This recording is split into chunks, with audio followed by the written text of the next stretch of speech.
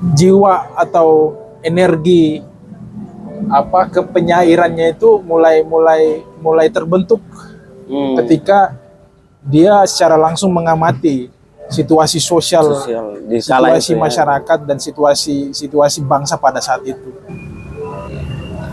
Hairil Anwar adalah salah satu tokoh muda bangsa ini yang juga ketika di zamannya dan beliau meninggal di usia muda juga ya. Di usia muda, betul. Usia muda. Jadi mungkin ya bagaimana keterlibatan beliau lewat karya-karyanya dalam menuju Indonesia merdeka atau pasca Indonesia merdeka. Nah, mungkin bisa jadi sampai saat ini bagaimana melihat karya-karya dia itu. Tapi jauh sebelumnya mungkin tak kenal tadi, maka tadi saya silakan namanya, terus aktivitas, biar teman-teman di Walang Bacarita semakin dekat kan begitu. Silakan Pela, sambil ngerokok, ngopi, dan pisang goreng ini penting. Siap. Gitu. Silakan. Oke, baik. Terima kasih teman-teman, Bung Rey. Terima kasih untuk kesempatan kesekian kalinya mengajak Katong Bacarita di Walang Bacarita dalam suasana sore yang sejuk menjelang hari proklamasi. Ya. Beta mungkin sudah sempat berkenalan dengan teman-teman sebagian yang sama-sama di Jakarta, mungkin juga teman-teman di Maluku Utara. Beta biasa dipanggil Muhar Syahdi, bukan siapa-siapa. Muhar Syahdi, bukan siapa-siapa. Iya. I'm nobody. Itu bahasa Keika? I'm nobody bahasa Keika, bahasa Tidore? Kupang sebenarnya. Oh, Kupang. Sekilas mengenai kegiatan Beta bergiat di organisasi kepemudaan juga beberapa waktu lalu, terus di organisasi profesional, NGO, organisasi non pemerintah, kemudian sempat ngajar juga di kampus, di sekolah.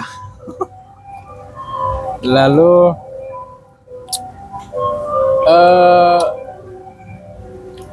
hobi beta itu sebenarnya mancing. Mancing ya, hobinya bukan mancing di ini ya. Bukan di kolam. Atau di laut, bukan ya. Mancing dalam pengertian yang literally mancing. Tapi memang jarang apa istilahnya tuh. Kalau orang main musik itu ngejam. Mancing itu apa? Jarang turun ke jarang turun ke sungai, ke laut. Oh iya. Jadi hobi aja. Iya. Kemudian ya itu hobi deso, orang-orang deso. Main catur dikit sekali dua kali. Iya. Catur dalam pengertian literally catur ya. Iya. Bukan dalam pengertian yang lain. Bukan pengertian catur-caturan ya. Ini tahun politik, jadi bahaya kalau digiring ke hal-hal yang sifatnya politis. Nah, itu sekilas tentang saya, tentang beta. Selanjutnya beta juga sebagaimana umumnya anak-anak rantauan dari timur, dari Maluku, dari NTT, dari Papua, dari Maluku Utara, sebagian besar datang merantau ke tanah Jawa nih, khususnya di Jakarta ini untuk menempuh studi ya. Karena emang niatnya begitu, niat awal dan niat sampai akhir ya, harus menempuh studi dan menyelesaikan studi. Betul. Nah, sempat menyelesaikan studi S1 kebetulan di Ternate, di Maluku Utara, dan di Jakarta sempat mondok juga di Universitas Paramadina. Mondok ya. Universitas Paramadina, kemudian beberapa waktu kemarin di Universitas Indonesia Depok. Depok. Oke. Jadi itu Kakak Pelas, Bung Rey, sekilas tentang perjalanan yang ya, berliku. Oke, lalu bagaimana soal begini, akan kira-kira begini lebih keren sih. Ya. Di Walang ini kan ya, memang santai ya ceritanya. Ya. Memang lagi di Walang, ada air, ada ikan, kolam ikan. Jadi lebih keren sebenarnya pertanyaannya adalah Chairil Anwar itu bagaimana di mata dan telinga dan pikiran seorang Muhar Syahdi itu, baik sebelum Indonesia merdeka maupun setelah Indonesia merdeka, mungkin sampai hari ini. Ya. Begitu.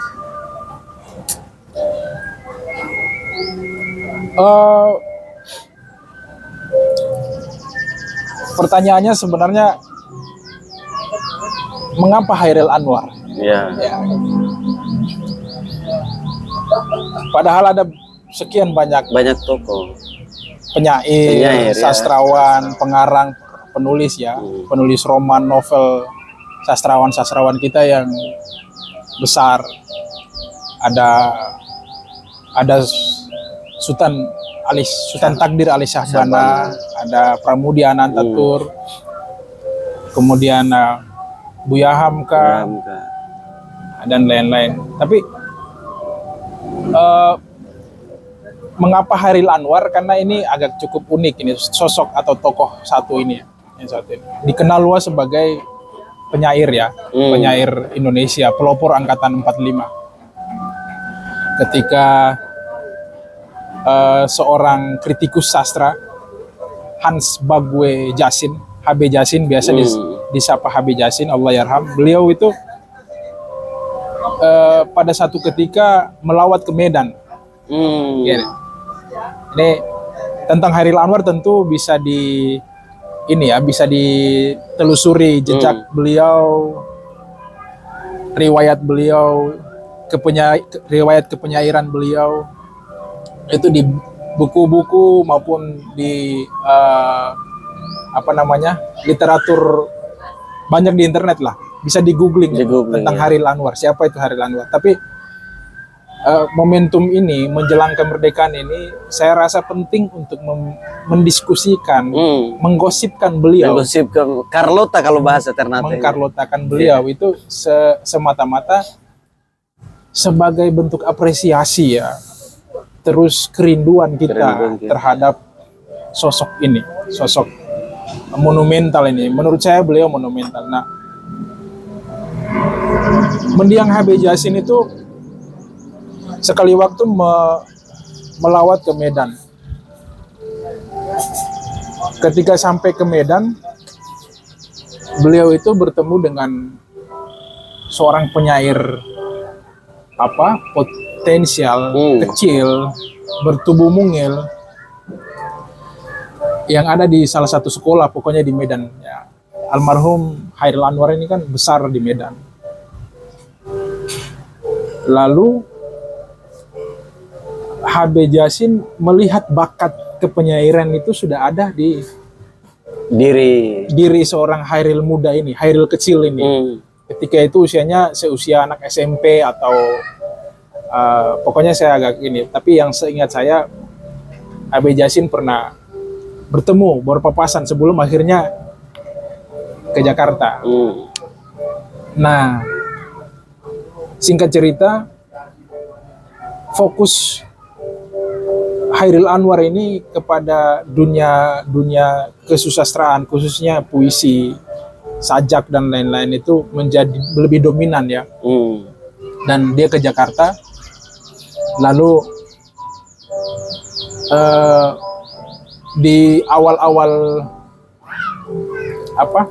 di era prakemerdekaan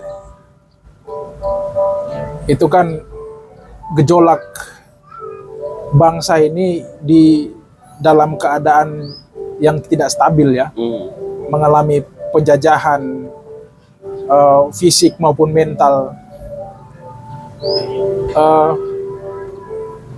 Jiwa atau energi kepenyairannya itu mulai terbentuk ketika dia secara langsung mengamati situasi sosial di kala situasi itu ya. masyarakat dan situasi bangsa pada saat itu yang tertekan,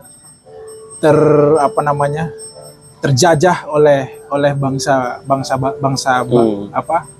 Barat, dalam hal ini Belanda ya. Waktu itu Belanda, kemudian Jepang, dan beberapa kelompok penjajah yang lain. Nah itu sekilas tentang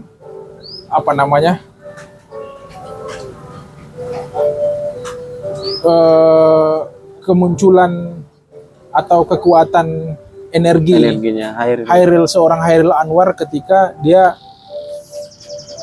terlibat dan secara total menjadi seorang penyair.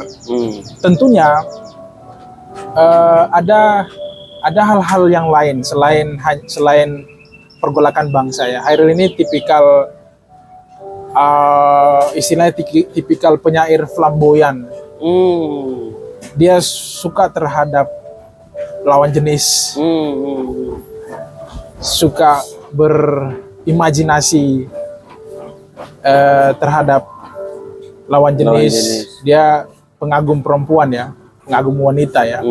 Dan beberapa syairnya itu adalah ekspresi dia terhadap beberapa perempuan yang dia sukai, yang dia yang dia naksir lah. Kalau dalam bahasa ini yang dia naksir, yang dia kagumi.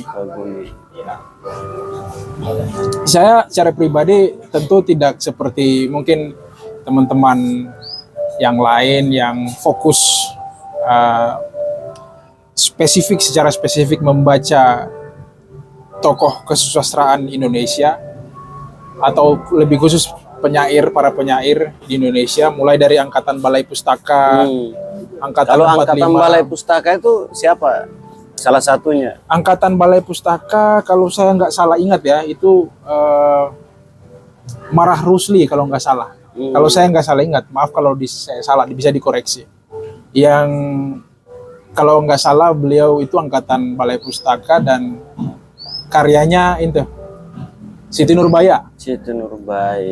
Oke. Iya. Ya, tapi sebelum jauh, Pela tadi bilang bahwa Chairil Anwar ini puisinya yang flamboyan dan dengan melihat lawan jenis atau perempuan-perempuan yang dia kagumi itu akhirnya lahirlah puisi-puisi ya. Betul. Mengapresiasi kekagumannya lewat puisi ya. Tapi saya teringat juga, makanya ini ada pertanyaan, ada salah satu penyanyi kita di bangsa ini, dia dari Malaysia juga, tapi sebelum ke situ mau konfirmasi, apakah Chairil menurut Pela itu dia punya, selain dia kagum, apakah ada puisinya juga mungkin karena dia suka dengan perempuan ini dan sudah pacaran kalau kita bicara hari ini, lalu putus, lalu apakah ada puisi-puisi tentang kehidupan dia yang sudah dia putus dengan seperempuan A contohnya, lalu dia ada muncul puisi atau tidak, atau cuma puisinya yang hanya karena dia kagum lalu dia ada enggak sih? Kalau sependek pengetahuan saya ya, sependek pembacaan saya itu ada beberapa, karena gini, secara historis ceritanya Chairil Anwar ini hidup dari kalangan bangsawan ya dia. Bapaknya itu orang Minang dan lama hidup di perantauan di Medan. Lalu latar belakang keluarganya ini latar belakangnya ini bapaknya dan bapak dan ibunya itu bercerai, divorce. Nah, bapaknya nikah lagi gitu. Nah, mungkin keadaan-keadaan itu yang membentuk dia kejiwaan dia, psikologi dia. Sebelum jauh Pela, jadi makanya berarti kalau memang belum ada, jadi tapi penyanyi kita almarhum ya, Glenn Fredly. Oke, Glenn Fredly. Kakak Glenn ini kan Iya, kalau Kakak Glenn. lagu-lagunya kan flamboyan tuh. Betul. Kalau makanya tadi, berarti kalau bicara soal musik, ya, Kakak Glenn ini kan lagunya itu ada ikon Kakak Glenn di sana.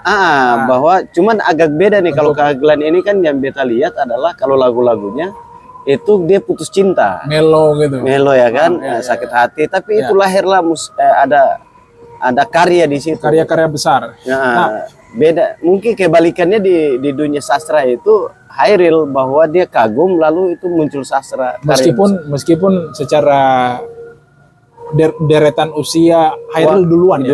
Iya. Deretan waktu ya. Dan di dunia satu dia main di musik, satu dia di karya sastra ya. Nah, puisi. Saya cerita nyambung dulu waktu kehidupan dia di Medan ini. Orang tuanya divorce ini. Nah, ketika orang tuanya divorce, Hairil ini... Tapi sabar, Pelang ngopi dulu. Siap. Seruput dulu satu, kan dari tadi Pelang nggak ngopi soalnya. Hairil ini, dia hidup dengan ibunya. Hidup sama ibu. Makanya ngopi dulu biar kita langsung, ini karena bukan kopi Medan ya, ini kopi Jawa Barat ini. Oke, lanjut lah. Hidup dengan ibu, hidup dengan pokoknya orang tua perempuannya yang memelihara dia dan apa namanya ya, rasa hormat dia itu terhadap perempuan. Jadi kalau saya membaca bahwa kesukaan dia, kepedulian dia terhadap perempuan ini itu bagian dari rasa hormat dia juga terhadap perempuan. Meskipun dalam beberapa literatur Hairil itu dicatat sebagai satu di antara laki-laki atau pemuda yang gemar keluar masuk dunia pelacuran gitu. Anyway, terlepas dari segala sesuatu yang negatif tentangnya, Hairil ini juga seperti yang Bung Rey tadi tanya, dia pernah punya satu puisi ya. Kalau Bung Rey sebut tentang Glenn Fredly dengan lagu-lagunya yang mellow, dengan latar belakang kebudayaan Bung Glenn yang Maluku, Hairil ini punya satu puisi dengan latar Maluku. Bahkan dia pakai istilah-istilah istilah-istilah Maluku, tepatnya di Kepulauan Banda. Kalau nggak salah ya. Betapati Rajawane. Betapati Rajawane. Nanti bisa di ini tuh. Seingat saya puisi itu dia semacam melakukan protes terhadap orang-orang di sekeliling seseorang perempuan yang seperti menolak kedekatan Hairil ini dengan perempuan itu. Keren. Gitu. Iya. Perempuan itu kalau nggak salah namanya Din Tamaela. Kalau Bung Rey pernah baca atau sempat mendengar puisi Hairil tentang Betapati Rajawane gitu, saya agak lupa, nanti di googling, dilihat. Nah, kisahnya itu Hairil ini terlanjur kecewa dengan sikap si perempuan keluarga perempuan. Keluarga perempuan, iya. Karena beberapa saat Hairil ini sempat jalan bareng dengan Din Tamaela nih, seorang nona Ambon, nona Maluku yang hidup dan besar di Jawa, punya paras manis ala nona Maluku. Lalu Hairil Anwar ini jatuh hati padanya. Nah, tapi apa istilahnya? Ada hal yang tidak tersampaikan ya. Masih hubungan yang putus di tengah jalan. Saya nggak tahu apakah mereka udah menjalin hubungan pacaran atau apa, saya nggak tahu. Tapi yang pasti bentuk kekecewaannya dia itu lahirlah puisi itu. Dan puisi itu sampai hari ini berlaku ya. Satu hal Luar yang biasa menarik, karyanya. satu hal yang menarik, Bung Rey, puisi itu sebenarnya kalau dibaca lagi, itu ekspresi Hairil sebenarnya bukan hanya tentang persoalan Cinta tadi. perasaan dia terhadap Dinta Maela, tapi dia punya satu apa namanya, satu gagasan besar di dalam tentang Nusantara ini, khususnya mungkin Kepulauan Maluku Ya. itu sebagai satu wilayah kedaulatan maritim, karena dia sebut datu-datu, dia sebut laut, pokoknya diksi yang dia pakai di sana itu menggambarkan Kekayaan alam ya. karakteristik Kepulauan Maluku itu. Nusantara pada Nusantara, umumnya, terutama Maluku. Jadi ada ekspresi yang lain yang ketika dibaca puisinya Hairil ini nemu gagasan-gagasan Hairil di situ. Jadi apa yang terkandung dalam teks puisinya itu bisa kita kembangkan menjadi sesuatu hal yang lain selain hanya sekedar persoalan Hati tadi. percintaan atau Iya. hati gitu. Bella, makan pisang satu dulu. Siap. Jadi kira-kira begitu kalau Bung Rey bertanya sekilas soal Oke. Soal jatuh apa puisi yang kalau di musik di era 90 ini ya Kakak Glenn tadi ya, bahwa Bung Glenn ini kalau dia jatuh cinta terus selesai dia putus, lagunya muncul tuh. Dan itu hampir semua perempuan atau gadis-gadis maupun bukan gadis yang sudah menikah sekalipun di Indonesia itu rata-rata kagum dengan lagu-lagu beliau. Bung Rey hafal lagu beliau? Ada? Saya nggak hafal saya Kalau saya cuma Januari aja. Oh, Januari. Tapi nggak hafal saya. Beliau orang baik dan saya berkesempatan sebelum beliau wafat itu saya pernah ketemu beliau langsung. Nanti kita diskusi soal itu. Siap. Kita kepoin ya. Kepoin tentang almarhum Kakak. Ya, siap.